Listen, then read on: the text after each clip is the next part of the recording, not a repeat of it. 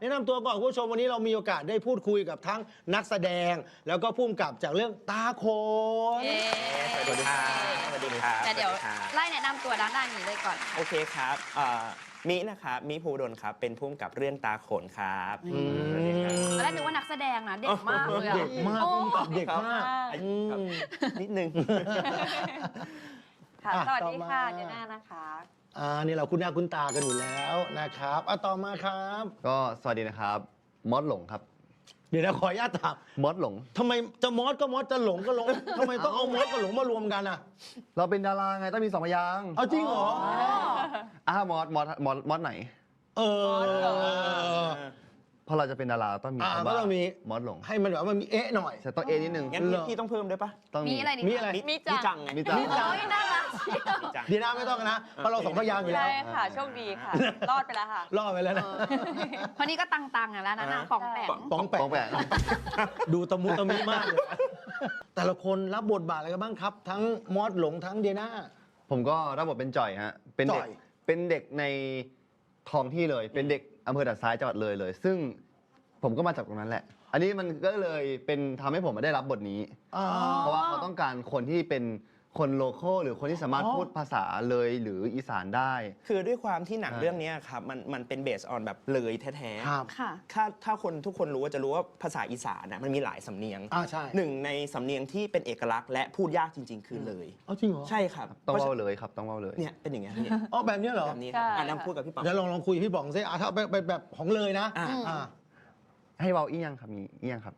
มันจะมันมีคนเนอ เอาเชิญเหนือนิด นิดนิดเพราะด้วยความที่เลยมันติดมันคือสูงสุดของอีสาน ครับ แล้วแบบเอียงไปทางเหนือหน่อย มันเป็นภาษาอีสานบวกลาวบวกเหนือ บวก อ๋อภาษาอีสาน ใช่ บวกลาวบวกเหนือด้วย ใช่ โอ้โห ยากนะ ก็เลยยากการที่จะหาแคสที่แบบว่าคนกรุงเทพหรือคนภาคกลางหรือคนอีสานเฉยๆมาเล่นพูดไม่ได้เลย ต้องเป็นคนพื้นที่เท่านั้น ครับ ครับ แล้วมีไปเจอเขาได้ยังไงอ่ะ คือมีกับมอสอะครับเรา รู้จักกันอยู่แล้ว เรารู้จักกันอยู่แล้ อ๋ ว อ คืออันเนี้ยเป็นหนังเรื่องแรกของมิแต่ว่าซีรีส์เรื่องแรกของมิก็คือทำด้วยกัน ผมเล่นใช่ผมเล่น นั่นก็คือซีรีส์เรื่องแรกของมอสเหมือนกัน ครับ ครับเรา ก็ ก็ คื เล อย เคยร่วมงานกันมาแล้วนี่แหละ ใช่ครับ อื ใช่ครับ มก็แล้วเป็นจ่อย เป็นจ่อยครับ ตัวเดินเรื่องของเรื่องนี้เลย ใช่ครับเป็นตัวป่วน เป็นตัวป่วนเดี๋ยวป่วนกันเดี๋ยวว่ากัน ถ้าเป็นตัวโดนป่วนแล้วกัน ตัวโดนป่วน โดนป่วน เป็น กัน ตัวรับจบ เป็นตัวรับจบเหรอ เป็นตัวโดนกระทำครับโดนทุกอย่าง อะไร ใคร อะไร จะ ก็ ก มา ล้า ลง ทำมอสหลงได้วะ อะไรก็จ่อยอะไรก็จ่อย จริงเหรอ ไม่ได้ทำก็จ่อย เฮ้ย เป็นไง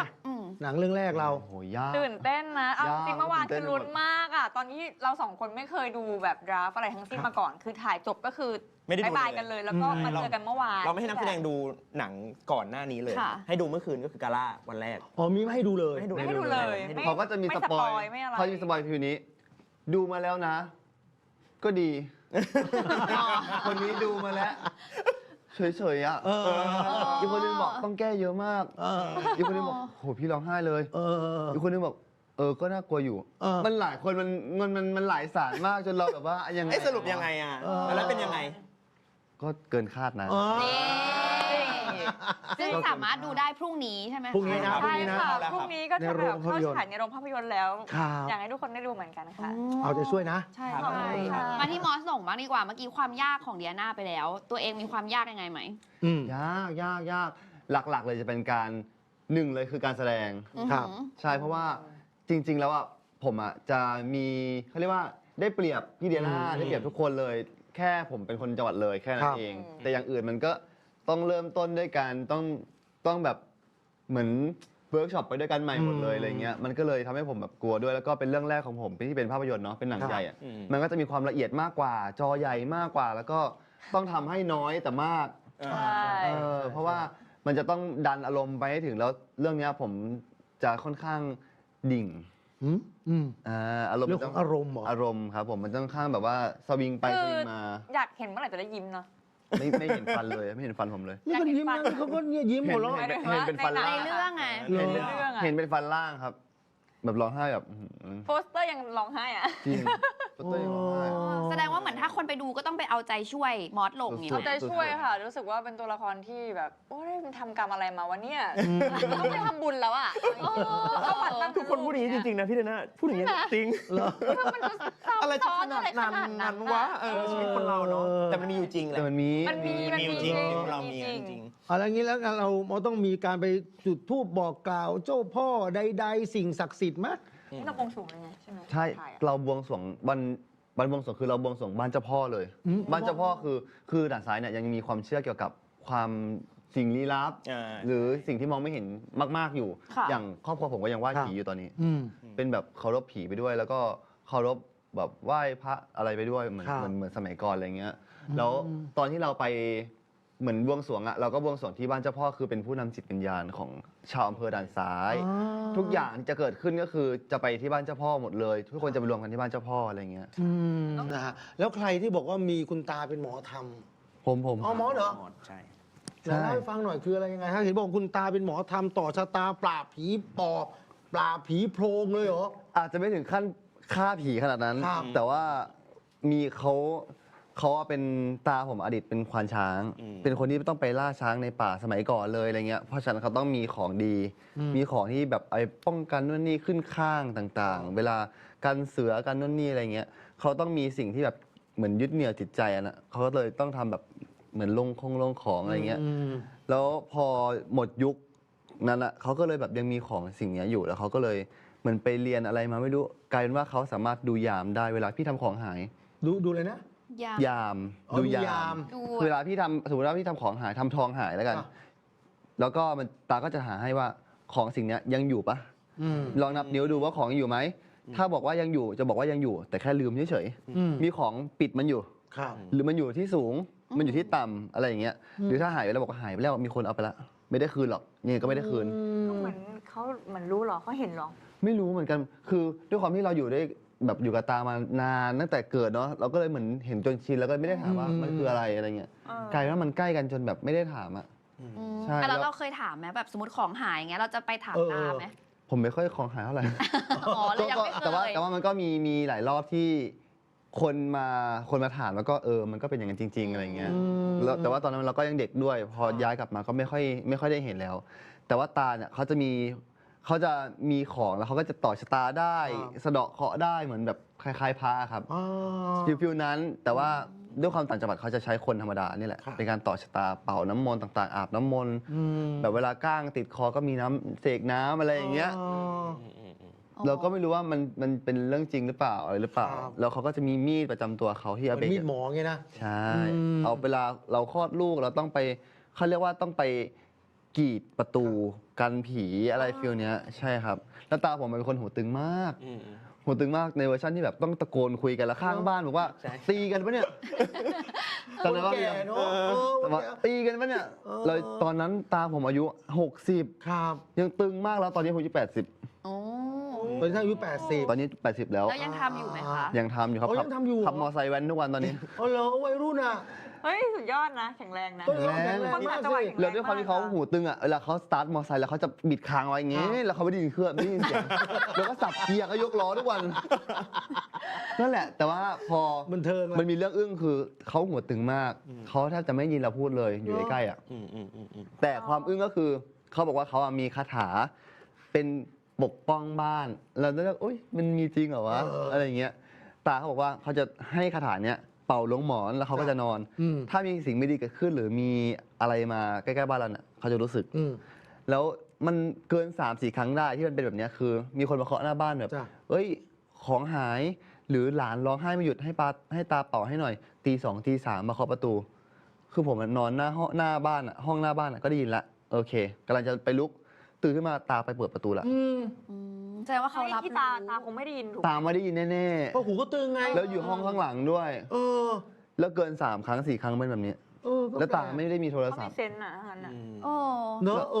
เขาต้องมีของอ่ะ ใช่เอาแต่ถ้าอย่างนั้นที่บ้านอย่างเงี้ยค่ะ มีหิ้งมีของศักดิ์สิทธิ์อะไรอย่าง มี เงี้ยเลยปะ มีแต่ตาบอกว่าไม่ต้องหาหรอกยังก็หาไม่เจอ ถ้าแล้วเขาพูดเลยว่าถ้ากูตายอ่ะมึงแค่ทำแบบเนี้ยยกพานขึ้นหัวแล้วบอกว่าให้ของเนี้ยตายไปกับกู แค่นี้เลย อ้าว ไม่ให้ลูกให้หลานด้ว เอย อไม่ให้ เขาบอกว่ามันคุมยาก มันไม่ใช่ของดีเขาบอกมันไม่ใช่ของดีมันคือของที่ช่วยคือทำแล้วมันไม่สามารถเอาออกได้แล้ว อ๋อเหรอ ใช่บอกว่าไม่อยากให้ใครอยากเอาให้มันถ้ามันตายอ่ะให้ตายไปกับ ก็ ตา ไปพ เล ร้อม ย กับตานั่นแหละ ใช่ อ๋อ แล้วตาชอบแบบว่า เป็นคนที่ไปนอนที่ไหนอ่ะจะบอกว่าตรงนี้ห้ามอยู่ ตรงนี้ห้ามซื้อ ตรงนี้ห้ามทำ เนาะ ใช่ เวลาไปไหนมาไหนนะเขาจะบอกว่าบ้านหลังนี้ไม่ดีเปลี่ยนเลย เปลี่ยนห้อง โอ้ยขนลุกถ้าบ้านฉันบอกว่าบ้านฉันไม่ดีทำไงเนี่ย คือเขาจะมีวิธีแก้เขาจะมีวิธีแก้ เขามีวิธีแก้ โอเคโอเคโอเค บางทีบอกว่าที่ตรงนี้แรงมาก มึงนอนไม่ได้หรอก มึงนอนไปก็ร้อนรน อืม อะไรอย่างเงี้ย ตาจะเป็นคนที่พูดน้อย แต่ว่าถ้าพูดแล้วจะน่ากลัว ใช่ เวลาคนแก่ก็พูดจะน่ากลัว โอ้ถ้าพูดอย่างนี้ฉันก็ขนลุกนะ พี่เดียเขา บ้า เคน ห ย ลัง พูด นี้ ด้วย ไม่ได้ ว่า หรอกร้อนรนเนี้ย ผมอะเคยไปเล่นน้ำมาแล้วเขาบอกว่ามึงเอาใครมาเต็มไปหมดเลย อุ้ยคุณตาพูดเลยเหรอทักเลยเหรอ ใช่ เราทำไงอะ ทำยังไงแล้วก็กลัวสิ ตาเขาบอก ตายช่วยเหรอไล่ ช่วยครับ ของ ตา ไล่ ผมอาจจะมีสายสิญจนประจำตัว เป็นกอเลย แล้วเวลาใครมาเขาจะเป่า พี่เดียเคยได้มัดไหมพี่มีได้มัดแน่เลย มัด เขาจะมีที่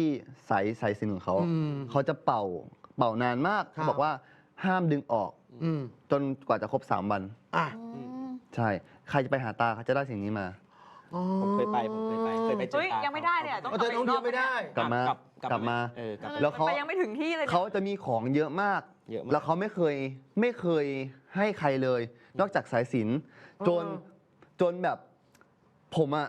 เคยแบบโดนเรื่องไม่ดีเกิดขึ้นอะไรเงี้ย เจอผีอะไรอย่างเงี้ย แล้วเขาก็ให้ของมา อืม แบบว่า มึงต้องติดตัวตลอดเวลา ครับ สิ่งเนี้ยมันมีชิ้นเดียว ทั้งตัวกูก็มีแค่ชิ้นเดียวหาไม่ได้แล้ว อืม แล้วเป็นสิ่งที่เขาห่วงที่สุด เขาให้หลานเขาบอกให้หลาน อ่า ใช่เขาให้เป็นเขี้ยวเสือ อ๋อเขี้ยวเสือเหรอ ใช่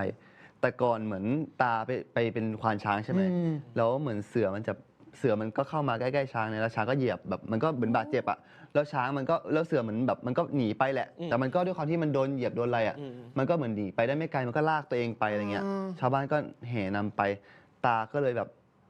เหมือนเขาก็ต้องสังหารมันอะ อ่า แต่ก่อนอะเนาะต้องฆ่าถ้าเราไม่ฆ่ามันก็ฆ่าเราอะไรเงี้ย ตาก็เลยไปดึงเขี้ยวเสือแบบ ครับ อันเนี้ยออกมา ซึ่งตาบอกว่าฟันมันอะแบบเหมือนเละไปหมดกรามเบี้ยวไปหมดเลยอะไรเงี้ยแล้วเหลือเขี้ยวเนี้ยแค่เขี้ยวเดียว ตาก็เลยดึงออกมา แล้วก็เหมือนเขาบอกว่าเขาก็มีคาถาของเขา แล้วเขาก็เลยบอกว่าเขาก็พันเขาเรียกว่าสายสิญจน์ ค่ะ มาให้เรา แล้วเขาบอกว่าอันเนี้ยจะปกป้องจะไล่สิ่งไม่ดีออกไป ไม่ใช่สิ่งของที่ไม่ดีนะ อันเนี้ยมันคือเขาเรียกว่าความเชื่อของเขาเขาบอกว่ามันจะทำส่งเสริมเรา มันจะทำให้เราแบบปกป้องสิ่งไม่ดีให้เราอะไรเงี้ย อ๋อ ทุกวันนี้ก็ยังพกอยู่แต่วันนี้ไม่ได้เอามาเสียดายมากเดี๋ยวผมถ่ายรูปลงไว้ให้แล้วกันทุกคน แล้วตอนเนี้ยเขี้ยวเสือที่ว่าเนี่ยเอาไม่ได้พกมาละอยู่ที่ไหน อยู่บ้านอยู่กระเป๋าที่ผมสะพายทุกวัน อ๋อแต่ปกติพกติดตัว ใช่ครับ วันนี้ก็มารายการที่ป๋องนี่แหละ ผมก็เลยพกของมาเยอะนิดนึงก็เลยเปลี่ยนกระเป๋า ไม่เพราะว่ารู้ว่าจะมาเจอพ่อป๋องไง ว่าจะจิ๊กว่าจะขโมยซะหน่อย วันนี้ผมเดินสายไงแล้วผมก็เลยแบบเอาของมาเยอะ เดี๋ยวลงมาให้ดูในสตอรี่แล้วกัน เดี๋ยวลงให้ดูหน่อยนะ ใช่ลงมาให้ดู เขี้ยว ลง เสื ให้ อ ดู เขี้ยวเสือ ใช่ครับ อ่ะมาถึงเรื่องเล่าตอนถ่ายท เออ ำบอกว่ามี อยากรู้ โลเคชั่น อยากรู้ ป่าช้าเก่า มา เรียกว่า ช่วยกันเล่า เชิง ช่วยกันแชร์ ตะ ที่เป็น กอ ยั น งไง มันจะเขียนว่าเชิงตะกอนเนาะตอนนั้น เชิง อ่ะ ตะกอน ยังไง คือด้วยความที่หนังเรื่องนี้ครับเราไปถ่ายที่อำเภอด่านซ้ายจริง จ้ะ อืม โลเคชั่นน่ะผมก็เลยเลือกจากเซนส์ที่รู้สึกว่ามันน่าจะมีสตอรี่จริง อืม ๆ ทุกที่ ไม่ถาม จะ นัก ถ่า แส ย ดงเลย ไม่งั้น เนอะ ไม่ถ่าย อืม อืม เรื่อง แล้ว ที่นี่มีเซนส์บอกไม่ถามนักแสดงเลยก็กลัว ก็ ผีหรื ก อ ลัว เปล่า นักแสดงแบบบิ้วไม่ถึง เราก็ควรที่ไปถ่ายที่มันแบบ ที่จริงๆ มีเรื่องราวหน่อย เออ ไม่งั้น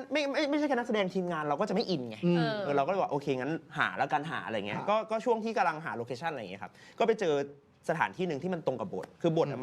มันเล่าว่าตัวละครของจอยเนี่ยจะต้องไปนอนเฝ้าโลงศพของย่าที่ตายไปแล้ว อืม เป็นการแบบอยู่ในแถวแบบเป็นเมนหรือเชิงตะกอนที่อยู่กลางป่า เราก็พยายามหาอยู่หลายวันครับก็หาไม่เจอจนกระทั่งวันหนึ่งอะครับคนรถตู้กับผมก็ขับไปด้วยกันไปหาอะไรกับทีมงานอะไรเงี้ยแล้วผมบังเอิญว่าไปเจอเหมือนคนใส่ชุดขาวๆอะครับ อืม เป็นเหมือนผีตาโขนใส่ชุดขาวอะ อืม ยืนชี้ผมอยู่ตอนรถขับผ่าน แบบขับผ่านไปแล้วนะครับ อ่าฮะ ชี้ผมอยู่ปุ๊บผมก็เลย เอ๊ะแปลกๆว่ะ คือเราขับผ่านเส้นเนี้ยมา 2-3 รอบแล้วแต่ไม่เคยเลี้ยวเข้าไป ก็เราก็เลยตัดสินใจว่าโอเคพี่ถอยหลังกลับหน่อยนิดนึง มันมีซอยเล็กๆเข้าไปเลยครับ เป็นทางลูกรังอะไรเงี้ยเราก็แบบโอเคขับเข้าไปเรื่อยๆประมาณ200 เมตร ก็ไปเจอเมนนะครับ อืม ตั้งอยู่เดี่ยวๆเป็นแค่เมนนะครับ ไม่มีวัด ไม่มีวัด เออ เป็นเมนที่ตั้งอยู่แบบเดี่ยวๆ แล้วแบบอยู่ตีนเขาอะไรอย่างเงี้ยครับ แล้วล้อมรอบแบบป่าเต็มไปหมดเลย ผมก็ลงไป พี่คนหนึ่งก็บอกว่าเฮ้ยจะลงไปจริงๆเหรอ เหมือนฟีลลิ่งเขาเป็นคนมีเซนส์แหละเฮ้ยไม่ต้องลงไปหรอกพี่ว่าไปดูที่อื่นก็ได้ผมว่าผมชอบ ผมก็เลยก็เดินลงเลยเดินลงไปดูคนเดียวก่อนแล้วพี่ทุกคนก็แบบค่อยๆตามรถตู้กันมาประมาณ4-5 คนก็ลงตามกันมาก็ดูเสร็จแล้วก็บอกว่าแต่พี่เขาก็ทักว่าแต่ถ้าเราจะถ่ายอ่ะมันเป็นซีนกลางคืนหมดเลยนะ มันจะอยู่ได้จริงๆหรออะไรเงี้ยผมว่าไม่น่าจะอยู่ได้นะก็ผมว่ามันสวยอ่ะเราไม่อยากหาที่อื่นแล้วอ่ะไม่งั้นเราเสียเวลามากเลยอย่างเงี้ยก็เลยตัดสินใจว่าโอเคเอาที่นี่แหละเราก็เลยกลับไปคุยกับชาวบ้าน เพราะว่าการที่เราจะใช้พื้นที่เนี่ยต้องคุยกับชาวบ้านแล้วก็ฟิลแบบหัวหน้าชาวบ้านเลยครับ ค่ะ ก็ไปนั่ง ผู้ใหญ่บ้าน แล้วก็ฟิลผู้ใหญ่บ้าน เราก็เลยไปเปิดสไลด์ให้ดูว่าเราใช้โลเคชันอะไรบ้างจนกระทั่งไปเชิงตะกอนอันนี้แหละเราก็เลยเปิดให้เขาดูเขาก็เลยบอกว่าเขาทักเลยคำแรกจะถ่ายกันจริงๆที่นี่เหรออะไรเงี้ยผมก็เลยทำไมอะครับมันมีอะไรเขาก็บอกว่าไอ้ตรงเนี้ยมันเป็นจุดที่เป็นป่าช้าเก่าสมัยก่อนคนในอำเภอนิมวันเนี่ยถ้าตายเขาไปฝังที่นั่น แล้วผมเลยถามว่าไอ้ตรงฝั่งนี่ตรงไหนก็ไอ้ตรงทางเข้านั่นแหละที่เลี้ยวเข้าไปเพราะแต่ก่อนจริงๆตรงเนี้ยมันคือท้ายหมู่บ้าน มันคือท้ายหมู่บ้าน แต่พอดีความเจริญนะมันก็ตัดถนนผ่าน ค่ะ แล้วมันเลยทำให้พื้นที่ตรงเนี้ยมันเลยดูใกล้กับถนนแต่จริงๆมันอยู่ท้ายอะไรครับ ซึ่งวัดอะไม่ได้อยู่แถวนั้นเลย ครับ วัดนี่คือต้องออกไปอีกประมาณโลนึงอะ โอ้ ตรงนี้ ใช่มันมีความไกลกันมาก ผมก็เลยแบบอ๋อเหรอแต่ผ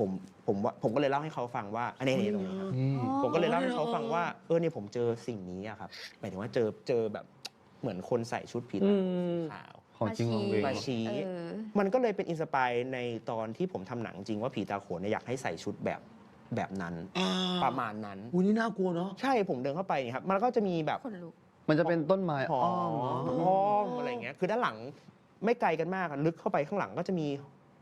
เขาเรียกว่า ดอนหอ ดอนหอเนี่ยดอนหอจะมี ขอเป็น อุ้ยที่มอดวิ่งเข้าไปป้าพี่ อะไรนะ ที่มอดวิ่งเข้าไปเหรอ ใช่ ดูข้างหลังอะเหรอ ใช่แถวนั้นแหละแถว วันนี้คือโลจริงที่ถ่ายจริงเลยเหรอ ใช่ครับใช่ โอ้ ก็คือบริเวณแถวนั้น คืออันเนี้ยคือบริเวณดอนหอที่มันอยู่ตรงข้าม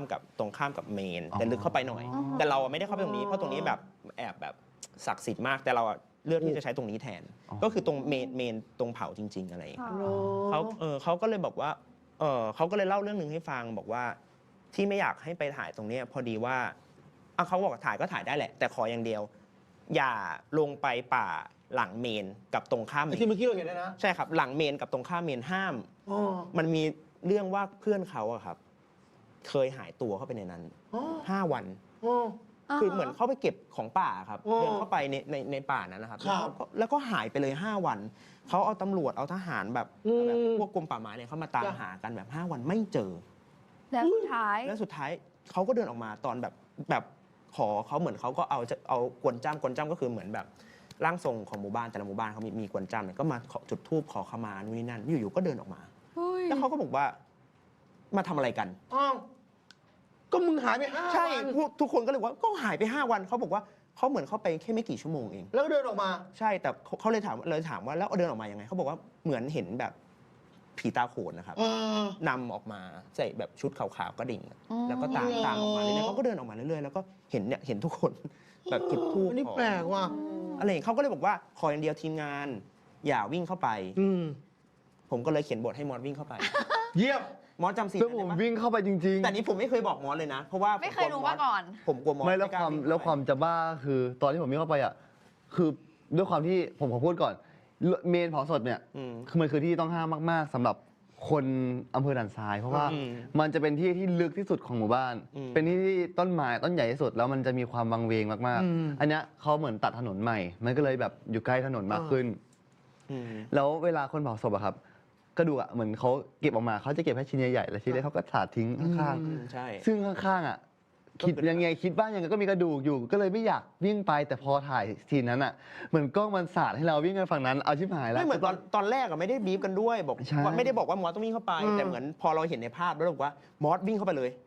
มอสวิ่งเข้าไปเลยมอสแบบ คือเราวิ่งเข้าไปจริงๆ แล้วเข้าไปลึกมาก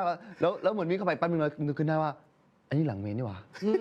อ๋อ คือเรารับรู้แค่ว่าตรงเนี้ยห้ามวิ่งไป แต่ว่ามัน ใช่ แอคชั่น คือ อยู่ มันกำลังแบบซีนกำลังไป มา อยู่ แล้วอะมัน คือผม มาแล้วอะ บอกตัวเองนั่นแหละว่ามึงจะไปตรงไหนก็ได้ ยกเว้นใต้เมนอะกับหลังเมน ห้ามไปเลย แล้วแบบ พอถ่ายจริง รู้ตัวอีกทีคือวิ่งไปแล้ว นึกได้ขอสติกลับมาวิ่งกลับมาไปไหน เข้าไปใต้เมน ใช่เข้าไปใต้เมน เข้าไปเพื่อ ตรงหลังเมนนะครับ ไม่รู้ไปหาน้อง ไม่หาน้อง เอาเหรอ คือซีนมันเล่าว่าเหมือนแบบน้องหายตัวไปแล้วต้องตามหาน้อง ไม่มีในที่ออนแต่ว่ามีเบื้องหลัง เอ้ยมีไหม มีไหม ข้างหลัง น่าจะมี เมื่อวานมีไหมที่เราดูกัน มี อ๋อเหรอ มันจะเป็นซีนตอนที่แบบตื่นมาใน ที่ มุ้ง ล้มลุกคลุกคลานปะ ตื่นมาในมุ้ง อ่า ตื่นมาในมุ้ง อ่า แล้วไม่เห็นใช่ไหมแล้ววิ่งอ้อมอ่ะ อ๋อ อ้อมเมนอ่ะแล้วมันจะมี เข้า ช็ ไป อตหนึ่ง หลังนี้ ที่แบบวิ่งเข้าหลัง โอ้ยไม่ได้พละหยุด เฮ้ย สปอยสปอย อยากให้ทุกคนไปดู เหรอ เฮ้ยซีนนั่นแหละผมแบบตอนแรกคุยกันว่าวิ่งแค่อ้อม ไม่ต้องวิ่งเข้าไปในป่าเลยบอกมอส คือคนลุ แล้ว ก อี จ ม ริ อส ง วิ่งเข้าไป ใช่มึงวิ่งเข้าไป ไม่มึงเล่นนักแสดงไงพอแอคชั่นมึงก็ต้องลุยแล้ววะ ใช่ ป๋าแต่ว่าผมวิ่งเข้าไปปุ๊บป๋าป๋าเนี่ย ตาขา ไม่ใช่น้ำไฟไม่ใช่น้ำไฟ พี่ป๋องไม่ป๋องอะไรพี่ป๋องคือวิ่งไปแล้วอะครึ่งทางแล้วเหมือนใจมันนึกขึ้นได้ปุ๊บคือด้วยความมันมืดมากตอนนั้นถ่ายมาตี 2 เออ เวลาดีด้วย ตี 2แล้วหัวมันติ้งขึ้นมาพอเราก็อินกับบทมากๆแต่มันชะงักจริง ๆ เพราะว่ามันมืดเกินที่จะวิ่งไปแล้ว เออ ติ้งแล้วชิบหายแล้วนี่หลังเมนเนี่ย เออ กลับไหม กลับวิ่งไปกล้องมันก็ยังสาดเราอยู่ ใช่ไหมกลับมาปุ๊บวิ่งอ้อมอีกแป๊บนึงเข้าใต้เมน ครับ เออ แล้วเป็นไงหลังจากนั้นมีเจออะไรไหม ไม่เจอ แต่ว่า ไม่แต่วันนั้นคิววันนั้นนะที่เราออกจากกองอ่ะก็ต้องแบบต้องพรมน้ำ ใช่แต่ว่าผม อ๋อ ผมมาพรมน้ ใช่ ำผมมาพรมน้ำมนต์หนักเหมือนกัน อ่า เพราะว่ากลับคนสุดท้าย แล้วก็มันก็มีหมอทำมา หมอ ทำอะไร ทำเขาจะมาเนี่ยคนจ้ำนี่แหละเขาก็จะมาแบบพรมน้ำมนต์ อ่า ให้ มา เดี๋ยวนะนี่นี่ถือเป็นสวัสดิการกองปะ ใช่ครับเป็น มีเป็นเขต คือทุก แดง คน เขตแดง ทางออกตอนเลิกกองทุกคนแบบเรียงแถวต่อยาวเลยครับแล้วแบบไป เป็นแผนกพิเศษ ใช่ไปทีละคน แต่รู้ไหมว่าถ้ามันมีกรุ๊ปที่เสร็จก่อนพี่เดีย ใช่ เสร็จก่อ มันมีกรุ๊ปที่เสร็จก่อนประเด็นอ่ะมันมีกรุ๊ปที่แบบกลับก่อน แต่มันไม่มีออปชั่นนี้ ไม่ได้มีสิ่งนี้มาตั้งแต่แรก ใช่เดียก็ไม่เห็นได้เลย อ๋อเดี๋ยวกลับก่อน ใช่กลับก่อน ก็เลยมีคนหัวโกรน ใคร พี่ทีมงานนี่แหละ ทำไมอ่ะ ก็เขาเขากลับก่อนไง คือเขาไปนั่งดูในไทยแถวนั้น อยู่แบบอยู่ตรงที่เป็นที่ฝังศพอ่ะ เขาเป็นใคร ทีมงาน เป็นนักแสดง เป็นนักแสดง สมทบ เป็นนักแสดงโอเค กับทีมงานเขาก็ไปนั่งดูในไทยแถวที่เขาเป็นบอกว่าเป็นที่ฝังศพอ่ะ ใช่ที่ผมบอก แล้วเขาก็กลับบ้านกลับห้องไป อ่า ไปนอน แล้วเขาก็ฝันว่าฟันหลุด เฮ้ย อ๋ออันนี้ฝันไม่ดีนะ ใช่ฟันหลุดแล้วเขาพยายามเอามือแบบกุมไว้ว่าเอ้ยมีอย่าหลุดออกมาอะไรเงี้ยแบบค่อยๆหลุดออกมา แล้วเหมือนเขาก็สะดุ้งตื่นขึ้นมา แล้วก็พยายามไม่นอน ออกมานั่งจนถึงตี 4 ตี 5แล้วค่อยนอนกลางวันอะไรเงี้ยเป็นอย่างเงี้ย3 วัน พอวันที่ 3อ่ะเขาเหมือนฝันอีกว่าฟันหลุดแล้วต้องวิ่งอยู่ในป่า แล้วคนวิ่งไล่มีคนอ่ะวิ่งไล่เขาอยู่ แล้วฟันก็หลุดไปด้วยอะไรเงี้ยแล้วเหมือนเขาจะเหมือนจะโดนผีจับแล้วอะหรือจะโดนคนนั้นจับอ่ะเขาก็สะดุ้งตื่นขึ้นมา แล้วเขาก็ไม่ไหวแล้ว ก็เลยไปปรึกษาพี่ทีมงานว่าฝันแบบเนี้ยมา3 วันแล้วทำยังไง จ้า พี่ทีมงานบอกว่าไปไหนมาบ้าง นักแสดงคนนี้บอกว่าก็ไปที่น่ากลัวหรือสุ่มเสี่ยงก็มีแค่เชิงตะกอนอะไรเงี้ ที่ ย นี่แหละที่เมื่อกี้นี่แหละ แล้วพี่ทีมงานถามว่าได้พรมน้ำมนต์ปะ อ่า ได้พรมแบบตรงนั้นไหมเขาบอกมีด้วยเหรอ เขาไม่ได้พรม ไม่ได้รับออป ใช่ ชั่นเสริม เขาไม่ได้พรม แล้วเขาเป็นคนที่แบบว่าคิดเร็ว เขาคิดว่าตรงใต้เมนนั่นจะมีอะไรปะวะเขาคิดอยู่นะว่าที่มอสวิ่งเข้าไปอ่ะมันจะมีอะไรอยู่ในข้างในปะมันอาจจะมีคนมองเราอยู่ข้างในนั่นไหมอะไรอย่างเงี้ยมันคิดไปเรื่อยแล้วก็อย่าคิดฟิลเนี้ยแล้วเขาก็เลยฝันฟิลนี้เขาไม่รู้ว่าเกิดขึ้นจากอะไร ก็เลยไปหาผู้นำจิตวิญญาณให้เขาแบบพรมน้ำมนต์ให้ ครับ ผูกข้อต่อแขนให้อะไรเงี้ยก็ดีขึ้น เพื่อความสบายใจด้ ก็ วย ดีขึ้นใช่ โอ้ ครับ เป็นฉากอีกฉากหนึ่งที่สุ่มเสี่ยงมาก ใช่ คือ ผมเสีย นอกจากเขาเจอผมก็เจอตรงที่เดียวกัน อย่างที่เล่าให้ฟังครับ ก็คือว่าอีตอนอันนี้ไม่เคยเล่าให้ฟังเหมือนกันเพราะปกติเวลาอยู่กองผมจะไม่เล่าสิ่งนี้ ทำไมไม่เล่ามี เขาบอกว่าจะยังไม่เล่า ไม่งั้นนักแสดงจะกลัวหรือแบบทีมงานจะเสียสมาธิ บิวไงบิวไอเดีย ไม่งั้นผมจะวิ่งเข้าหลังเมย์ทำไมล่ะ บิวไอ ผมก็เลยจะพยายามจะไม่พูดอะไรอย่างนี้ ใช่ อะไรอย่างเงี้ยกับทีมงานทุกคนแม้กระทั่งแบบว่าจนจบกองอะครับผมยังไม่เล่าให้ใครฟังเลยเพราะว่าแบบมันแอบนิดนึงคือด้วยความที่โอเคผมเข้าใจเซนส์ว่าแบบเซนส์บางคนอ่ะอาจจะเจอแบบหนักๆเนาะเซนส์บางคนก็อาจจะเจอแบบอย่างผมอาจจะคือแบบเจอพระพรูมิหรือเจอเวลามาจะไม่มาน่ากลัว จะมาให้รู้ว่ามานะอะไรเงี้ยอย่างตอนมอนิเตอร์ผมถ่ายซีนหนึ่งอยู่ เป็นซีนช่วงนี่แหละช่วงเดียวกับมอต้องตื่นอยู่ในเมนเนี่ยช่วงนี้แหละคือไอ้ตัวมอนิเตอร์ครับมันจะเป็นฟีลลิ่งว่าภาพมันก็จะฉายอยู่เนาะเหมือนเราดูจออะไรอย่างเงี้ยกันไอ้พี่คนที่เป็นวิดีโอแมนน่ะก็จะนั่งอยู่ตรงข้ามกันนั่งกันอยู่2 คนเขาบอกว่าพอผมบอกคัสเสร็จอะไรอย่างเงี้ยผมก็เลย มีผู้ช่วยวอลมาบอกว่ามิพี่ขอปล่อยเอ็กซ์ตร้าที่เป็นชุดผีตาโขนกลับหมดเลยนะเราจะไม่ถ่ายซีนนี้แล้วใช่ไหมพอดีวันนั้นแบบมันอุบิเหตุแล้วมันเลทผมก็เลยบอกโอเคไม่เป็นไรพี่กลับได้เลยมีประมาณ10 คนอะไรเงี้ยผมก็กลับได้เลยไม่เป็นไรกลับไปเลยเขาว่าโอเคงั้นพี่ปล่อยแล้วนะโอเคผ่านไปสักพักหนึ่งวันชั่วโมงหนึ่งซีนนั้นนะครับพอดีมันต้องเปลี่ยนเซตอัพคนที่เป็นวิดีโอแมนเขาบอกโอ้เดี๋ยวผมขอไปยกของช่วยข้างหน้าก่อนนะพี่มีรอนี่นะอยู่คนเดียวได้ใช่ไหมคือเวลาจุดมอนิเตอร์ตั้งอ่ะมันจะไม่อยู่หน้าเซตมันจะอยู่ออกไกลๆหน่อยมันจะแบบไกลมาหน่อยซึ่งไอ้จุดที่มันตั้งอ่ะมันคือจุดตรงบริเวณแบบใกล้ๆตรงที่เขาฝังกันนะครับมันอยู่แถวๆนั้นอะไรเงี้ยซึ่งผมก็บอกโอเคไม่เป็นไรอยู่คนเดียวได้ตอนนั้นมันเครียดอ่ะพี่โดยเวลาเราทำงานเราเครียดเนาะเราแทบจะไม่สนใจไอ้เรื่องนี้หรอกอะไรเงี้ยเขาก็โอเคเดี๋ยวมาเขาก็เลยบอกงั้นผมขอปิดจอแป๊บหนึ่งนะพี่พอไอ้จังหวะเขาปิดจอปุ๊บอ่ะผมมองเป็นนั่นนะโหพี่ชุดผีตาโขนอ่ะยืนเป็น10อยู่ข้างหลังผมอ่ะ อ๋อเขาจะเวลาปิดจอมืด จอมันมืดแล้วมันสะท้อนพี่ เป็นไหนเป็นกระจกอะเนาะ ยืนแบบบึ๊บ เป็น10เลยเหรอ เป็น10เลยครับ ยืนดูอยู่ ยืนดูอยู่ ดูมอนิเตอร์ ซึ่งมันเป็นชุดเดียวกับผีตาโขนที่ผมให้เอ็กซ์ต้าใส่ ผมก็เลยแบบ ผมก็เลยเงียบๆผมก็เลยพยายามเปิดมอนิเตอร์ด้วยตัวเองอะไรเงี้ยปกติจะไม่เปิดให้วิดีโอแมนเปิดเราจะไม่ยุ่งอุปกรณ์เขานะเพราะว่ากูต้องเปิดแล้วแหละแป๊บนึง แล้วเราไม่หันไปดูหน่อยหรอ โมพี่ใครจะกล้าหัน ผมก็เลยเปิดก่อนเปิดสักพักหนึ่งปุ๊บน้องวิดีโอแมนเดินมา ผมก็เลยหันกลับไปโอเค ไม่มี ผมก็เลยวอลไปถามผู้ช่วยว่าเอ็กซ์ต้าที่เราอันเนี้ยเราปล่อยกลับแล้วใช่ไหมนะเขาบอกปล่อยกลับแล้วก็ปล่อยตั้งแต่1 ชั่วโมงที่แล้วนี่ผมเลยอ๋อเหรอโอเค ผมก็เลยแบบก็เลยไม่ได้พูดอะไรกับใครจนกระทั่งมันมีพี่คนหนึ่งในกองอ่ะมาเล่ามาทักผมหลังจากวันนั้นว่าวันนั้นอ่ะวันที่มีนั่งมอนิเตอร์ตรงนั้นอ่ะคนเดียวพี่เห็นว่ามีคนอ่ะใส่ชุดผีตาโขนอ่ะนั่งอยู่ข้างๆนี่เลย นั่งข้างๆนี่เลย คือมันจะมีเก้าอี้หนึงเป็นเก้าอี้คอนติเนียอะครับ ครับ ที่ดูคอนติเนียอะไรเงี้ยเขาคนคอนติเนียอะไรเขาไม่อยู่เหมือนเขาก็ไปดูมอสที่หน้าเซตนี่แหละผมก็นั่งอยู่คนเดียวเขาบอกว่าที่ตรงเนี้ยที่พี่เขานั่งอยู่ตรงคอนติเนียอะมันมีคนใส่ชุดผีตาโขนนั่งอยู่นะผมก็เลยไม่นะใครจะมาใส่ชุดเวลานี้คือชุดมันจะมี2 ชุดมันมีชุดขาวกับชุดดำ สองชุด ชุดดำอ่ะอยู่หน้าเซตแต่ชุดขาวอีก10 คนอ่ะไม่อยู่เขากลับกันหมดแล้วอะไรเงี้ยแต่ที่เขาเห็นก็คือชุดสีขาวที่เป็นอย่างนั้นแต่ผมอ่ะโอเคสิ่งที่ผมเห็นมันอย่างที่ผมบอกผมจะไม่เจอแบบ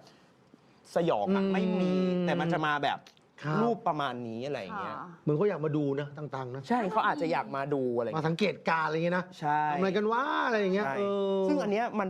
เรื่องนี้มันไปเชื่อมกับเรื่องของพี่ต้องเตด้วย อืม เออ พี่ต้องเตก็มีเซนนะเขาก็ ใช่ เคยมาเล่าว่าเขาเห็น ใช่ไหม เสียงเขาแรง ใช่ เขาเป็นคนที่แบบ ความ ตัวเต็งเลยแหละ ความพีคเขาอ่ะคือเหมือนประมาณว่าในวันเดียวกันนะครับด้วยความที่หน้าเซตกับตัวรถห้องน้ำกับตัวสวัสด์มันมีความห่างกันเนาะมันจะไกลกันมาก เหมือน ประมาณแบบ เหมือน 200 เมตรอะ รถห้องน้ำมันจะ แต่ จอด ไอ้ ที่ 200 เมตรนี่คือมืดมากอะพี่มันคือมืดมากอะไรเงี้ยแล้วตอนนั้นอะเราก็เร่งถ่ายกันอยู่พี่ต้องเขาเลยฟีลลิ่งว่าแบบเขาปวดฉี่เขาอยากเข้าห้องน้ำแต่แบบมันไกลอะไรเงี้ยเขาก็ไม่แน่ใจว่าแบบจะไปดีไหมเลยเขาก็เลยแบบแถวนั้นแหละบทด้านหลังแหละ ไอ้ตรงป่าตรงนั้นแหละก็เลยปุ๊บอะไรเงี้ยแต่ตอนแบบเขาทำธุระเขาก็ขอนะครับไม่ใช่เขาก็ขออะไรอย่างเงี้ยนู่นนี่เสร็จเขาก็รู้สึกแปลกๆแต่เขาก็ไม่ได้คิดว่ามีอะไรหรอกก็ขอแล้วอะไรเงี้ยเสร็จปุ๊บจนเขากลับคือด้วยความที่พี่ต้องเขาต้องกลับไปถ่ายหนังอีกเรื่องหนึ่งต่ออะไรอย่างเงี้ยครับเขาเลยกลับก่อนเขาเลยมีการกลับก่อนแล้วรถตู้ก็จะมารับ ซึ่งรถตู้ก็จะมีแค่คนขับรถตู้กับเขาก็ขึ้นรถไปแล้วระหว่างที่กำลังเดินทางไปเพื่อจะไปอีกจังหวัดหนึ่งเพื่อกลับไปถ่ายหนังเรื่องครับเขาก็รู้สึกว่าระหว่างนั่งรถเนี่ยเขามี2 คนนะครับเขานั่งหน้าสุดเขาจะไม่ชอบนั่งหลังเพราะว่าเขากลัวก็นั่งหน้าสุดกับคนขับ แล้วเขาก็รู้สึกว่ารถหนักเนาะหนักมากเลยอ่ะเขาก็เลยมองไปข้างหลัง ปรากฏว่าเขาเห็นคนใส่ชุดสีดำครับเต็มรถเลยนั่งกันเต็มรถเลยเขาเลยบอกว่าบอกพี่รถตู้พี่ขับกลับเดี๋ยวนี้เลย รีบขับวนกลับมาที่ตรงที่เราอยู่ แล้วเขาก็เปิดรถแล้วเขาก็บอกใครที่ไม่เกี่ยวข้องลงไปให้หมด ผมจะกลับกัน2 คนอะไรประมาณเนี้ยลงแล้วเขาก็เปิดรถแบบลงเขาก็แบบปิดรถแล้วไปเลยครับใช่อย่างนั้นซึ่งตรงนั้นก็จุดเดียวกัน รวมไปถึงแม้กระทั่งพี่คนที่เป็น PR ครับเขาก็เจอไอ้จังหวะที่เขาขับรถมาคือด้วยความ PR จะไม่ได้มาตอนเช้าเขาจะมาตอนที่แบบซีนสำคัญแล้วจะเข้ามา เขาขับรถเข้ามาในบริเวณไอเชิงตะกอนนี่แหละบริเวณหน้าป่าเขาก็ไปเห็นว่าแบบขับผ่านแล้วไปเจอแบบ เป็นผีตาโขนครึ่งท่อนอ่ะ เห็นแค่ท่อนบนเหร เห็น อ ท่อนบนข้างล่างคือลอยไม่มี อืม เขาก็ตกใจเหมือนกันเขาก็ไม่กล้าเล่าให้ใครฟังจนแบบเรื่องผ่านมาเขาถึงมาเล่าให้เราฟังว่าแบบพี่เจอผมก็เลยเจอตรงเดียวกับที่ผมยืนชี้ปะ อืม ตรงนี้เลยปะผมก็เลยถามผมก็เปิดรูปอันนี้แหละให้ดูตรงนี้เลยว่าพี่ใช่พี่เจอตรงนี้แหละ อืม ผมว่าเขาเนี่ยทุกคนก็จะเจอไม่เหมือนกันด้วยเซนส์แต่ละคน ครับ แต่เจอที่เดียวกัน อืม มันก็จะแบบ แต่น่ากลัวนะเมื่อกี้เนี่ยไอ้ที่เป็นเมนอะ เมน ใช่ แล้วมันเป็นเมนแต่ว่าบังเอิญมันเป็นเมนที่เริ่มตัดถนนแล้ว ใช่ มันก็เลยใกล้หน่อยแต่ความเป็นจริงคือมันท้าย ท้าย ของ หมู่บ้าน ของหมู่บ้าน ใช่ใช่ แต่ว่าความจริงอะฮะตอนกลางคืนมันจะไม่มีไฟเลยสักดวง อันนี้สว่างนะคุณผู้ชมนะ ใช่ ลองนึกว่าถ้ามันมืดอ่ะมันคงน่ากลัวมากก แล้ว ว่านี้ แล้วมันเป็นถนนที่ เป็นหมู่บ้านลึกมากๆเลย ครับ พี่บอกมันจะไม่ค่อยมีรถผ่าน อืม นานๆทีประมาณ 3-4 ชั่วโมงทีจะมีรถผ่านเนาะ อัน นา นี้ น คือศาลาใช่ไหม ใช่ศาลา ๆใช่เป็นศาลา อ๋อ ก็ตรงนั้นจะเป็นจุดที่มอนิเตอร์ตั้ง อ๋อ ใช่บริเวณนั้นพอเราหันหน้ามาทางเนี้ยตรงนี้คือหน้าเซต ครับ ตรงเมนหน้าเซตเนี่ยมันก็จะสะท้อนเป็นหลังป่า ตรงนั้นแหละ อืม ป่าตรงนั้นแหละที่ โอ้ย ที่เป็นบริเวณที่แบบเขาแบบมีอยู่ พูดแต่ซีนนั้นหลอนเข้าใจฟิลเลยเวลาปิดทีวีอ่ะแล้วมัน เนอะ จะสะท้อนเห็นตัวเองอ่ะ อื นึกออกเลยอะ ม คนลุกเลยปกติ โอ้ ผม น่ากลั ก็ ว เป็นคนไม่ค่อย นะ เจ ครั อบ แบบอะไรอย่างเงี้ย อ้าวกลับไปที่มอสเห็นบอกมีเรื่องนะซีนอาถรรพ์ที่ถ่ายไม่จบคืออะไรอ่ะ อ๋อซีนอาถรรพ์เหรอ เอาจริงเราไม่รู้ว่าอาถรรพ์หรือเปล่า แต่มันคือซีนที่ทำให้เราต้องเบรกกองไปแป๊บหนึ่ง ครับ ก็คือเป็นซีนนี้มันต้องเกิดไฟไหม้แล้วกัน เป็นซีนที่ต้องเกิดไฟไหม้ในซีนนี้อะไรเงี้ย อ๋อ แล้วกลายเป็นว่าแบบมันผิดคิวเกิดขึ้นนะครับพี่ จ้ะ ป๋องพอผิดคิวเกิดขึ้นแล้วเนี่ยมันทำให้ผมอะเกิดอุบัติเหตุเกิดขึ้น อ้าว อืม ใช่แบบเป็นแผลที่หน้านี่แหละ ตอนนี้หายดีแล้ว อ๋อเหรอ เก่งมากแล้ว ตอนนี้หายดีแล้วครับ แล้วก็พอมันเกิดขึ้นเนี่ย อืม มันก็บวมเลย ครับ มันก็บวมแล้วมันก็เห็นได้ชัดเลยอะไรเงี้ย ก็หลังจากนั้นก็เหมือนโชคดีมากที่เราอะถ่ายที่นั่นอะที่เลยอะหมดพอดี อืม แล้วเราก็ปิดคิวที่นั่น แล้วก็กลับมาพักตัวกลับมารักษาตัวอะไรเงี้ย แล้วก็กลับมาถ่ายต่อ ครับ ที่กรุงเทพ อ๋อ ซึ่งซีนนั้นอะเป็นซีนที่ค่อนข้างที่จะแรงอีกแล้ว อีกแล้วเหรอ อีกแล้วก็คือเป็นซีนที่ต้องเกิดไฟไหม้เราม็อกอัพขึ้นมาอีกเหมือนเดิม เพื่อถ่ายซีนเดิมๆกลายเป็นว่าเกือบไม่รอด เพราะว่ากลายว่ามันไหม้แล้วอะมันไม่จริง มันลาม อ๋อ เหมือนไฟมันลามใช่ แล้วกลายเป็นว่าเราโดนมัดอยู่ อืม โดนมัดอยู่แล้วก็เหมือนไม่รู้ว่าต้องออกมาดีหรือเราต้องถ่ายต่อกล้องจับอยู่ไหมอะไรอย่างเงี้ย จนมันไฟมันลามจริง ๆ แล้วอะเราก็ไม่กล้าออกมา แล้วน้องทำไงอ่ะ มีทีมงานวิ่งมา บอกว่ามึงจะตายไม่ออกมาหรอก คือจริง ๆ ข้างนอกวอบอกเลยว่าเอาน้องมามอส แต่ไม่มีใครได้ยิน อ๋อเหรอ สุดท้ายก็แบบแต่ก็ทีมงานก็วิ่ง ทุกคนอ่ะ ยก พยายามพังเพื่อเอาเราออกมาแต่เราอ่ะ เออ เลือกที่จะอยู่เอง อืม เพราะว่าเราอ่ะไม่ได้ยินคำว่าออกมาหรือติดคิว เราคิดว่ามันก็คงปกติแหละ ก็เลยนอนนิ่งๆอะไรอย่างเงี้ย แต่คนที่ว่ากระชากเราออกไป ไม่อยากตายอยากตายล้ออะไรอย่างเงี้ยแต่อ่ะไม่เห็นมีอะไรเกิดขึ้นเลย คือเราไม่รู้ เราไม่รู้ อืม แต่พอออกมาโอ้โหมองไปข้างในคือมันมืด ครับ มันทะมึนไปหมดเลย อ๋อ แต่มันไม่ได้ไหม้เยอะมาก แต่มันมีควันอ่ะเยอะมาก อืม ในนั้นเพราะมันด้วยความที่มันเป็นโดมด้วยอะ ครับ แล้วควันมันออกมาไม่ได้อะมันก็เลยกักอยู่ในนั้น อืม ใช่ โอ้อยากจะบอกว่าเนี่ยเขาเล่านะต่างๆนะนะทั้งเบื้องหน้าเบื้องหลังใดๆนะพูดซะอยากไปดูเลยนะ แล้วพี่มีก็เลยบอกว่า เออ ไม่เอาแล้ว เอาแค่นี้ ครับ ไม่ให้ถ่ายต่อ เออ แบบเซฟดีกว่า อืม ได้แล้วแหละ มีซีนที่ได้มีช็อตที่ชอบแล้วอะไรอย่างเงี้ยเรื่องเนี้ยผมไม่ค่อยได้เล่าให้ใครฟัง เพราะว่าคือผมอะเป็นคนที่ชอบคือได้อยู่กับคนแก่เยอะก็คืออยู่กับยายกับตาเนี่ยเพราะ ครับ แม่ผมก็มาทำงานที่กรุงเทพผมอะอยู่กับยายตลอดเวลายายผมแบบเลี้ยงผมแบบเหมือนไข่ในหินอะ อืม มาตลอดอะไรเงี้ยแล้วอยู่ๆคุณยายเกิดเสียขึ้นมาเพราะว่าผมมันนอนข้างยายนะ แล้วยายอะนอนข้างผมแล้วคือเขาสโตรกอะครับ ผมไม่รู้เรื่องเลย รู้อีกทีคือเขาเสียไปแล้ว เหรอ ใช่แล้วเราก็รู้สึกแบบเป็นตาบาปว่าทำไมเราถึงแบบไม่เห็นเขาตอนที่เขาเป็นอะไรเงี้ยเราก็เลยเสียใจมากตั้งแต่ตอนนั้น แล้วเรื่องที่เกิดขึ้นเนี่ยคือ พอคุณยายเสียญาติๆก็จะมารวมกันเนาะจัดงานนู่นนั่นนี่อะไรเงี้ยครับแล้วยายอะเป็นคนที่แบบน่ารักมาก แบบผู้คนก็เลยมาหายายเยอะอะไรเงี้ยมาช่วยงานเยอะ พอเสียปุ๊บก็เหมือนมาเก็บกระดูกกันนู่นนั่นนี่ก็เหมือนบ้านมันก็ยังมีของเยอะอีลุงตุงนางด้วยการจัดงานศพอะครับ ครับ แบบญาติก็ยังเยอะอยู่ก็เหมือนปูที่นอนตามกลางบ้านอ่ะกลางบ้านเลยอ่ะก็นอนกันเยอะๆอะไรเงี้ยครับ ซึ่งธรรมเนียมของบ้านผมอ่ะเวลาคนตายแล้วอ่ะ อ่า เขาต้องจุดไฟหน้าบ้านเป็นกองไฟหน้าบ้านนะครับ อ๋อ ใช่ เหรอ ให้มันพ้นข้ามวันก็คือให้เกินเที่ยงคืนไป อืม ตั้งแต่ฟ้าเริ่มมืดเนี่ยต้องจุดแล้ว อืม เพื่อให้นำทางดวงวิญญาณกลับบ้าน อ๋อ ก็มีจุดประสงค์ตรงนี้ ใช่ครับเราจะจุด3 วัน ครับ เพื่อให้แน่ใจว่าเขามองเห็นแล้ว แล้วกลับมาบางที่เขาอาจจะยังไม่รู้ตัวว่าเขาเสียอะไรเงี้ย ก็เลยจุดไว้วันแรกเลย วันแรกเนี่ยจุดไว้แล้วเขาก็นอนกัน แล้วมีญาติอะครับนอนอยู่หลังกลางบ้านเลยเสากลางบ้านเลยเขาเห็นว่ามีคนแก่เดินผมฟูๆมาเลย เดินมาแล้วก็มาหยิบไม้กวาด อืม กวาดบ้าน แบบเช็ดนู่นนั่นนี่กวาดบ้าน ซึ่งหันหน้ามาญาติก็เห็นว่าเป็นหน้ายายเลย อืม ก็เห็นว่าเขากวาดบ้านอย่างเงี้ยญาติก็แบบเหมือนตกใจอะทำอะไรไม่ถูกยายก็เหมือนลงไปในครัวเสียงมาร้องป้องแป้งอะไรเงี้ยเหมือนเขาเห็นอยู่คนเดียว ไม่มีใครตื่นสะกิดใครก็ไม่มีใครตื่น แล้วกลายเป็นว่าพอตื่นเช้าขึ้นมาแบบว่า รู้สึกไหมเห็นไหมอะไรเงี้ยเขาก็มาเล่าว่าเห็นน่ะเป็นคนดุ้มๆแบบกวาดบ้านอยู่ หันมาหน้ามันมืดมาก แต่ว่ามั่นใจว่ายังไงก็ยายหมอนแน่ๆยายหมอนแน่ๆอะไรเงี้ยแล้วก็ผ่านเรื่องนี้มาก็เฮ้ยมันมีจริงเหรอทำไมเราไม่เคยเจอเลย เราเป็นคนใกล้ชิดยายที่สุด ครับ เราเป็นคนที่แบบอยู่กับยายตลอด แต่ตั้งแต่ยายเสียคือผมไม่เคยรู้สึกไม่เคยอะไรเลย ผมก็เอาฟันเข้ามาไว้มาห้อยคอหรือแบบอะไรเงี้ยก็บางทีก็นอนแล้วก็คิดว่ายายยังอยู่ปะมีจริงหรือเปล่ามาหาหน่อยหรือแบบมาให้เจอหน่อยอะไรเงี้ยกลายเป็นว่าคนที่อยากเจอที่สุดก็ไม่เคยเจอ ไม่ เล ได้ ย เจอ ใช่ อืมโอ้นี่คือเรื่องคุณยาย ใช่ครับ โอ้นะฮะ ทุกบ้านก็ต้องจุดไฟอย่างนี้ ถ้ามีคนเสีย เป็นความเชื่อ ใช่ หนึ่งคืน 3 คืน 3 คืน เหมือนกับเป็นเรียกให้รู้ว่า ให้รู้ตัวว่า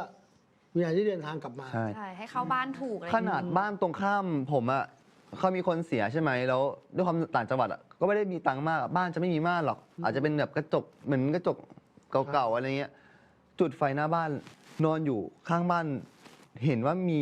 คนที่เสียชีวิตอะเดินทะลุประตูบ้านเข้าไป อ่า จากกองไฟ อืม อะไรอย่างเงี้ย ซึ่งเราก็ไม่รู้ว่ามีจริงหรือเปล่า แต่ก็มันก็เป็นเรื่องเล่ากันมา อืม คือเสียวข้างหลังนี่มากเอาจริงๆปะ เดี๋ยวข้างหลังจะมีคนโผล่มา บีบคอมึงไอ้มอส โอ้ยอย่าพูดอย่างนี้เลย ไม่กล้ามองอ่ะ ของจริงนะ แอบกลัวเหมือนกันนะ ของจริงนะ เพามันดูเรียวเนาะ ยกมือไหว้ท่านยัง ไม่ น้ำแดง ห้ามวาดไปเรื่อยห้ามวาดไปเรื่อย ได้ยินเหมือนกันนะอันนี้ นี่เอาไหว้แล้ว ว่าแล้วแต่ของจริงจริง ๆ ค่ะ มีคนมาให้ อ๋อ ก็มาให้สารจริงของจริงเขาก็อยู่กับเรานี่แหละ อ๋อ เวลาพวกเรากลับไปเขาก็อยู่กับที่นี่อยู่ไอ้อู๋อยู่ทีมงานอะไรเงี้ย คอยดูแล สนิทกันเลยเนาะ สนิทกันคอยดูแลอะไร ข เงี้ อย หวยบ้างไหมคะ ยังครับ ยัง แต่แค่แบบว่ามาเล่นด้วย อ้าวไม่เล่นนะแบบเนี้ย ไม่ธรรม เดี๋ยว ดา มา ซะแล้ว นั่งอยู่มาเกาเท้าไม่เงานะ เดี๋ยวก่อนไปที่เรื่องเล่าของไอ้เจ้ามอสหลงฮะ ค่ะ พี่ลองถามเนี่ยนะเหมือนเดิมคำเดิมเลยคือ ถ้าอย่างเงี้ยกล้าเล่นไหมฉากแบบเนี้ย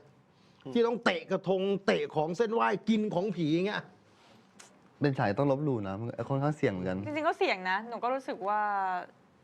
ไม่รู้อะถ้าเป็นอย่างนี้มันเหมือนเราท้าทายอะ ก็น่ากลัวนะ อย่างอันนั้นมันยังอยู่ที่ตัวเราไม่ได้ ครั ทำ บ อะไร อย่างอันนี้มันเหมือนเราไม่รู้ใครมองอยู่ก็ไม่อาจจะไม่กล้านะ เสียวเหมือนกันนะ ใช่ มัน ไม่เหมือนเป็นล้ำเส้นเขานิดนึงนะ ใช่ มันเหมือนไปท้าทายเขาอะว่า อืม แน่จริงก็มาดิอะไรอย่างนั้นอะ อืม ก็รู้สึกว่าก็อาจจะไม่กล้า เสียวๆนะ ใช่ เดี๋ยวมันมีอะไรตามมานะ ผมก็ไม่กล้านะ จริง เฮ้ยมอสหลงก็ไม่กล้าเหรอ ไม่กล้าผมเชื่อเรื่องนี้มาก อ๋อเหรอเขา ผ สาม ย ผมเชื่อ อ ผมเชื่อกับการว่าห้ามไหว้ไปเรื่อย ครับที่เมื่อกี้มอสหลงบอกพี่ ห้ามไหว้ไปเรื่อย ตาผมบอกเอง อ๋อเหรอ ใช่แล้วก็มีรุ่นพี่บอกมาว่า ห้ามไหว้อะไรที่เราคิดว่าไม่ควร อ๋อเหรอ ห้ามไหว้สัมภเวสี ห้ามไหว้สิ่งที่คิดว่าเป็นพลังงานลบ ห้ามไหว้ดิ ห้ามไหว้แค่สิ่งที่เราเคารพเท่านั้น พ่อแม่ พระ อ๋อ อ่า แต่ว่าสารพระภูมิได้ที่บ้านตัวเองถูกไหม ได้คือเขาพยายามกำชับว่าอย่าเหมือนแบบว่าเอ้ยไปเหมือนไปลบหลู่ที่นี่ไหว้ก่อนนะจะได้ไม่ต้องกลัวอะไรห้าม อ๋อ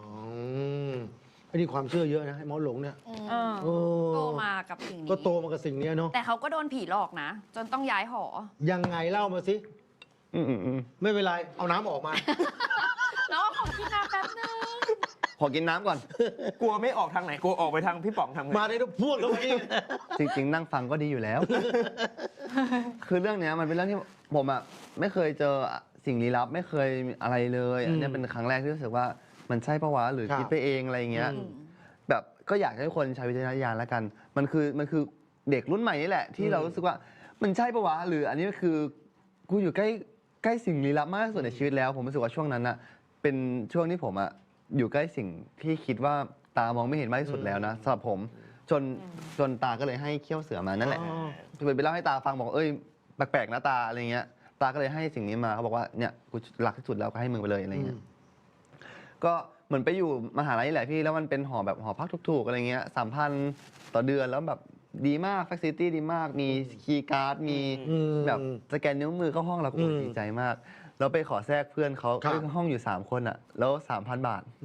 แชร์ อยู่ กัน อยู่ใจกลางมหาลัยชื่อดัง อยากจะไปแอปนะ แต่ว่าไม่มีตังค์จ่ายค่าหอก็เลยไปแบบขอแทรกอยู่กับเพื่อนอะไรอย่างเงี้ยคือเอาเนื้อเลยก็คือ ผมไปอยู่กับเพื่อน3 คน ครั้งแรกเลยเพื่อนนอนอยู่ตรงกลาง ผมนอนอยู่ข้างๆแล้วห้องมันไม่มีอะไรเลย ไม่มีใครซื้ออะไรเข้าห้องเลยมันมีตู้มาให้ตู้มันจะเป็นตู้ใหญ่ ๆ แล้วก็มีกระจกแบบเลื่อนอย่างเงี้ยปิดไปปิดมา2 อันแล้วประตูตู้เป็นกระจกหมดเลย2 ฝั่งแล้วมันอยู่ข้างเตียงแล้วเวลาเรานอนเราก็เห็นตัวเอง ทั้งตัวอะไรเงี้ยใช่แล้วเพื่อนก็นอนแล้วมันก็เหมือนนอนแล้วก็ตื่นขึ้นมาไม่รู้กี่โมงของมันมันก็บอกตื่นขึ้นมาแล้วมันก็เห็นในกระจกว่าตัวเองแลบลิ้นอยู่ใช่ มันเห็นว่ามันแลบลิ้นอยู่แล้วจะเลียหูผม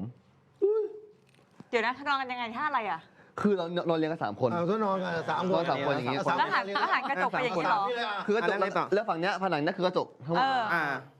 แล้วฉันนอนนี่ แล้วมันก็ใช่ผม อันไหนมอสอันไหนมอส แล้วฉันคือเพื่อนเธอถูกไหม แล้วใช่ แล้วฉันก็หันไปเห็นตัวเองกำลังแลบลิ้นอยู่ เธอหันอยู่แล้ว แล้วยาวไปถึงหูเธ เธ อ อหันอยู่แล้วเธอเห็นว่า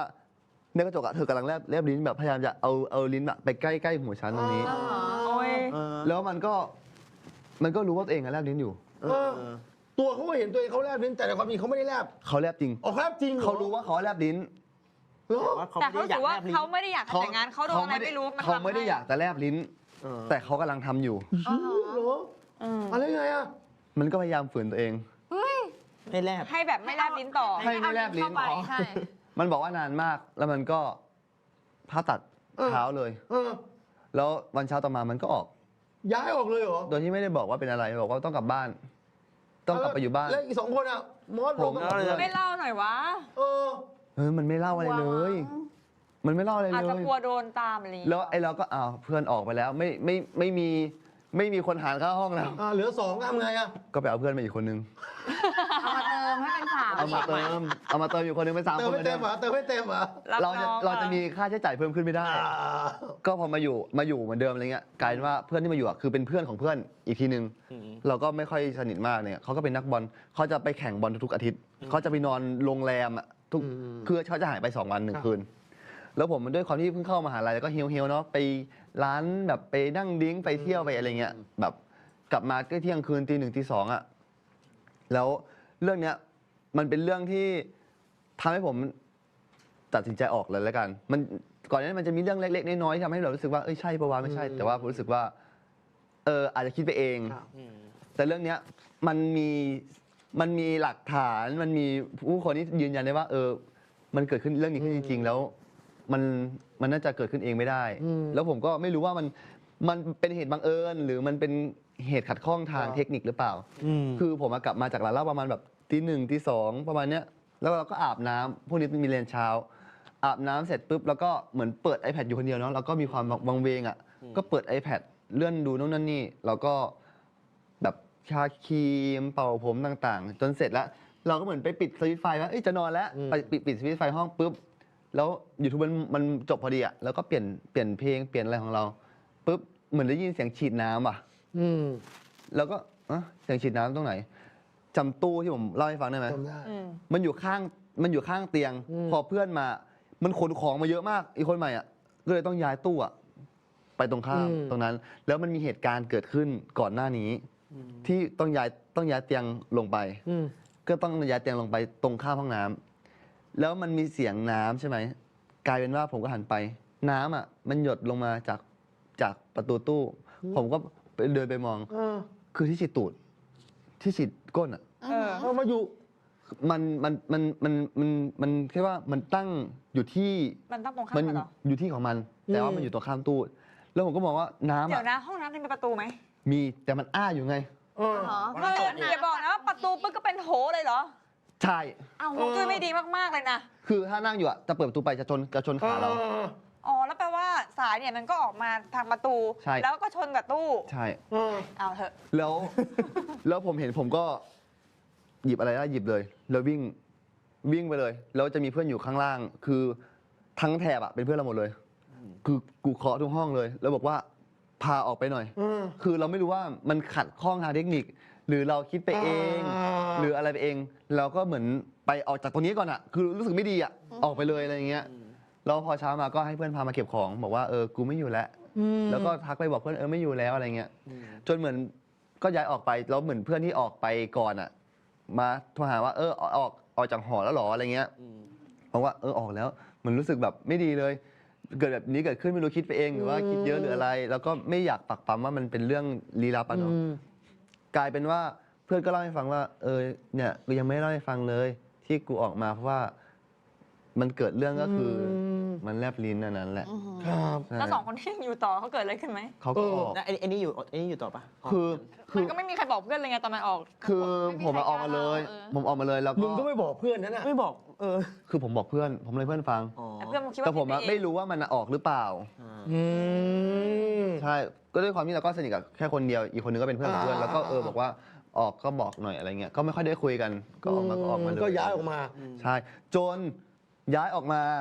อยู่กลับมาอยู่หอใหม่ ก็เลยไปขอแทรกอยู่กับเพื่อนเหมือนเดิม เพื่อนแบบรูเมทเพิ่งออกไป ครับ เป็นหอที่เก่าแก่ที่สุดของมหาลัยนี้ แบบเข้าไปปุ๊บ โอ้วังเวงมาก ที่คือแบบที่นี่มีแน่ๆอะไรเงี้ย ที่แถวไหนเนี่ยแถวทางไปรังสิต อ่ะก็แถวๆนั้นคล้ายๆ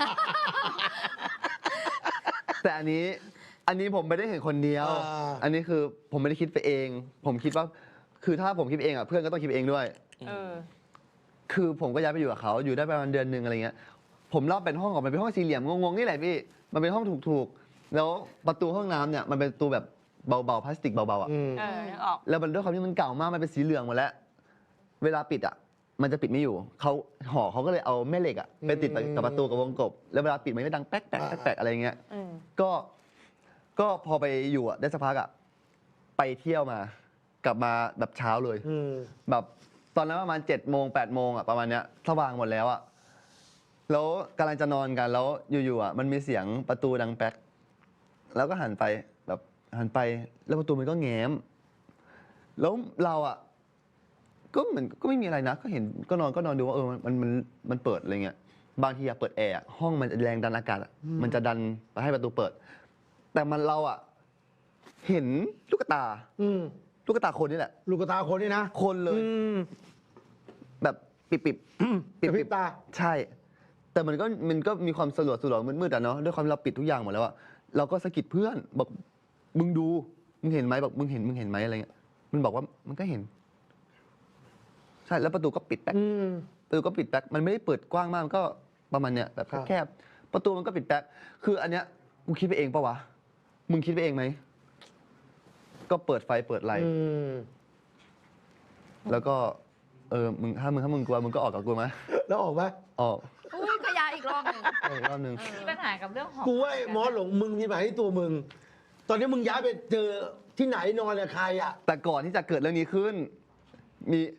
หลังจากเกิดเรื่องนี้ขึ้น คือจะให้เพื่อนมาเก็บของช่วย แล้วเพื่อนอ่ะมากินข้าวอยู่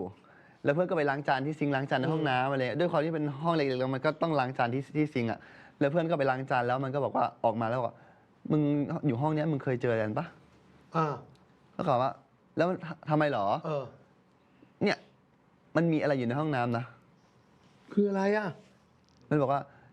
ล้างจานอยู่แบบมีคนเดินไปเดินมาตลอดเลย อยู่หลังกูเองในห้องน้ำแล้วบอกเฮ้ยหรอหรือเราคิดไปเอง ซึ่งเราก็ไม่อยากปักปั๊มเหมือนเดิมเราไม่อยากปักปั๊มอ่ะบางทีเราคิดไปเองอ่ะ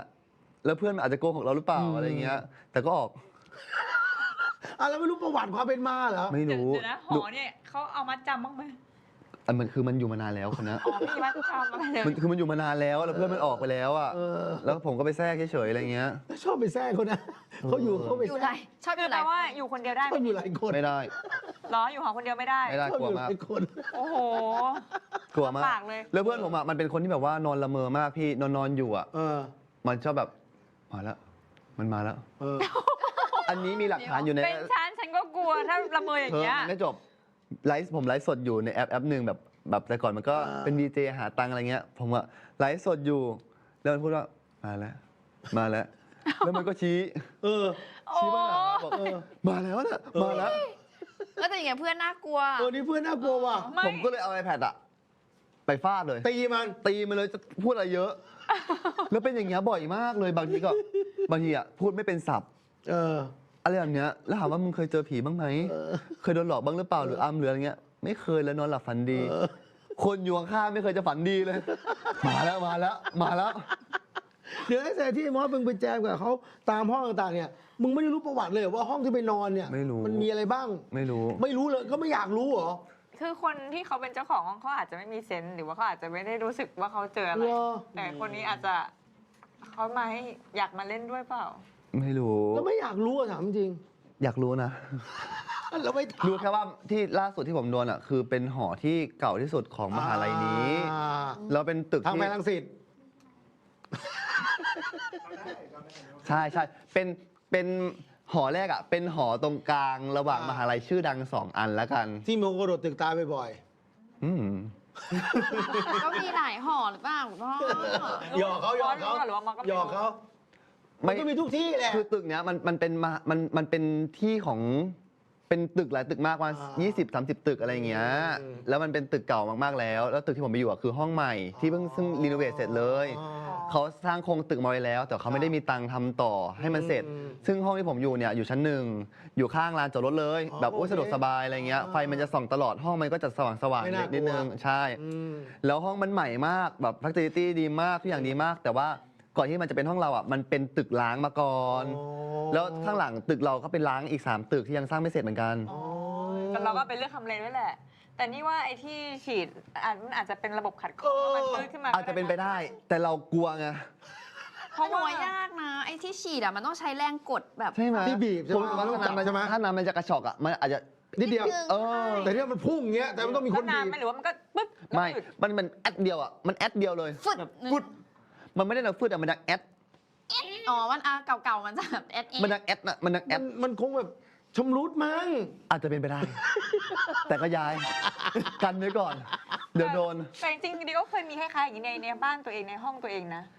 เออ เป็นแบบว่าเพลงที่เราขายลานนะคะ อืม อยู่ดีมันดังขึ้นมาเอง มันดังขึ้นมาโดยที่เราไม่ได้ไปขายมันวางไว้อยู่แล้ว เนี่ยอะไรแบบเนี้ย ลานมัน อันนี้จ ค้า ริ ง งๆอะไรแบบนี้อาจจะเกิดในชีวิตพี่เดน่ามาโดยตลอด แต่คือ ไม่คิด พยายาม อาจจะแบบว่า เนี่ยไม่คิด ไม่ เล ได้คิด ย อะไรอะ ก็หันไปมอง เอ๊ะก็แค่หมุน ก็แค่ มันจะอยู่ ร้านค้าง ใช่ สงสัยมันจะอยู่มานาน คิดแบบนี้ได้ด้วย ผม เน รู้ อะ แล้ว เขาเป็นคนมองโลกในแง่ดีอะซึ่งดีแล้วนะ แล้ว ดีแล้ว ไม่ นะ จริงๆ หนูว่าจริงๆ ผีอะเคยมาอำแล้วแหละ แต่ไม่ตื่น เคยมาทักทาย อาจจะแบบ เอ้า ไม่ เหรอ ได้รู้ตัวเลยเปล่า ก็เป็นไปได้ เขาคงทำสุดความสามารถแล้วแหละ เต็มที่แล้วอ่ะ จน ทำอะไรเดน่าไม่ได้ จนต้องไปแล้วบ๊ายบายแล้วกันไม่อยู่แล้วอยู่ แต่ ไม่ ว่า ไหว แบบก็เคยมีว่าแบบเพื่อนสนิทเขามานอนค้างด้วยอะค่ะ แล้วดีก็อาบน้ำในห้องเดียอยู่ แล้วมันก็เดินมาเคาะประตูห้องน้ำเจ๊น่าหรือว่าอะไร มันเปิดเองอะเพลงมันเปิดเอง อ่า ดีก็บอกว่า อ๋อ มันเคยเป็นแล้วไม่มีอะไร จบเลยนะ แล้วเพื่อนเจ๊ก็บอกว่า เปิดประตูห้องน้ำอะไรนะเฮ้ยน่ากลัวมากอะไรอย่างเงี้ยค่ะดีก็แบบ มันไม่ใช่เรื่องธรรมดานะ จบเลย การที่เพลงเล่นเองนี่ไม่ธรรมดานะเนี่ย มันต้องมี แต่ แรง คิดในแง่ดีไงว่าร้านค้าง หรือว่าจะขายไม่สุดก็เป็นไปได้ อาจจะยังแบบ เก่ามัน ไม่ เก่า ค่อยเดิน กูมีกูไม่หลอกละ มันไม่หลอกละไม่หลอกก็ได้เหนื่อยแล้วคนอะไรต้องเชื่อยากเชื่อเย็น จะมอสหลง อันสุดท้ายครับรอบตึงไม่รู้จะพูดอะไรแล้วเขาพูดหมดแล้ว พูดเลยไปเลย รอบตึงพูดไว้หูย พูดภาษา เรื่องหรอ ภาษาผิด เออ ภาษา ไม่เป็นไรเราพอเดาได้ เดี๋ยวลองพูดดูก็ได้ครับ นะ ฟากตาโค่เนี่ยนะครับมืออื่นอ่อนในโรงภาพยนตร์มือแรกสนุกมันแน่นอนครับผมก็อยากจะให้คนชาวอีสานนะครับ ไปซัพพอร์ตนั่งไถ่กันไล่ๆด้วยครับเฮ็ดดีเฮ็ดทึ่งแน่นอนครับมืออื่นครับฟากตาโค่ครับวันนี้หล่อมากนะเนี่ย ใช้เว เอ ลา อมอสหลงมันหล่อมอสหลงมันหล่อนะ อ๋อหล่อ โอ้ยในไอจีเขาถอดเสื้อ เอามีถอดเสื้อด้วยเหรอ โอ้ย มันร้อนช่วงนี้ ไม่อากาศเริ่มหนาวแล้วนะ อันนี้ตาผมเป็นไหมฮะตาผม ใส่ชุดรับปริญญา เอาเนี่ยที่บอกนะ น่ารัก ใช่ครั มา บ ฮัล ก โหลวันนั้น 80 ที่เล่าให้ฟังว่า ใช่ครับ อันนี้อะไรอ่ะ ติ๊ก TikTok ต็อก TikTok อืม อ๋อนี่ไง นี่ เอา กด เพื่อ ติดตาม ติดตามด้วยนะ กดติดตามด้วย ห้ามลืม X ครับ X ถอดเสื้อบ่อยเหมือนกันเนาะ มึงชอบโชว์แหละ ของดีมีก็โชว์หน่อยดิป๋า โชว์ ป๋าอีกอะ ป่าอีกแล้วชอบมากชอบเรียกว่าป่ามากเลย คือชอบเรียกพี่ เนี่ย วินข้างๆเรียก เฟซบุ๊กก็ถอดนะเนี่ยถอดเลย ขี้โชว์จริงอะแหละลงก็กดไลค์หน่อยแล้วกันนะ ไหนๆก็ไหนๆแล้ว มันยาก เออ เฮ้ย โอ้ยมีของผมด้วยเหรอ มี อันนี้ไอจีค่ะ โอเคครับ อันนี้ตัวเต็งเลยแหละคนนี้ เต็ง ตัวเอง นั่นผมอีกแล้วเหรอโชว์ อัน อี นี้ กแล้ว โชว์อีกแล้วอันนั้นก็มอสนะครับ นั่นคือซีรีส์เรื่องแรก ในซีรีส์เรื่องแรกครับผม ใช่ทำงานด้วยกัน โอ้ยเพิ่งเห็นว่าโปสเตอร์มันแบบว่าร้อนขนาดนี้ โอ้เนอะ อันนี้ตัวแรก เผ็ดมาก อันนี้ตัวแรกมีตัวสองด้วย อ่ะคือหนักกว่านี้เหรอตัวสอง ยิ่งกว่า ครบเรียบร้อย ค่ะ ฝากติดตามภาพยนตร์เรื่องนี้ด้วยกับตาโขน ใช่ ในโรงภาพยนตร์พรุ่งนี้นะฮะ ฝากติดตามด้วยนะครับ เอานี้เวลาหมดลงเรียบร้อยนะขอบคุณทุกท่านมาก ๆ นะครับ ขอบคุณพี่ๆนะครับ ขอบคุณครับฝากให้